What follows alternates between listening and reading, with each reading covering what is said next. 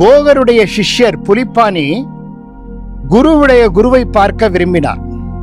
போகர் அவருக்கு குளிகனை கொடுத்து லேவிடேஷன் பரகாய பிரவேசம் செய்ய ட்ரைனிங் கொடுத்துக்கிட்டு இருந்தார்.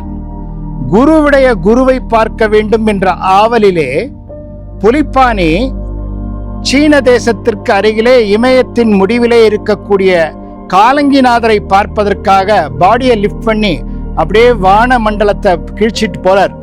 காலங்கிநாதருக்கு அது தெரிந்து விடுகிறது, நம்முடைய சிஷ்யனுடைய சிஷ்யன் நம்மை பார்க்க வருகிறான் என்று. பாடியில இல்ல ஸ்கின்ல செதிலா அப்படியே எடுத்துக்குது. மருந்து ரெடி பண்றாரு. அவர் இறங்குறதுக்குள்ள மருந்து ரெடி பண்ணி அவரை உட்கார வச்சு அப்படியே ஸ்கின்ல பூசி விடுறாரு காலங்கிநாதன். ஏன்பா இன்னும் ட்ரைனிங் கொடுத்துக்கிட்டு இருக்கும்போது, பயிற்சி நடந்துகிட்டு இருக்கும்போது ஏன் இப்படி பண்ண? ஆர்வ கோளாறுனால இது மாதிரி பண்ணக்கூடாது. அவர்கிட்ட சொல்லாமே வேற இங்க வந்திருக்க, இனிமே அவருடைய அனுமதியோடு எதையும் செய்யணும் அப்படின்னு சொல்லி அறிவுரை கூறி அனுப்பியதாக உண்டு. மாஸ்டர்ஸோடைய பிளெஸ்ஸிங்ஸோட தான் நம்ம எதுவும் பண்ணணும்.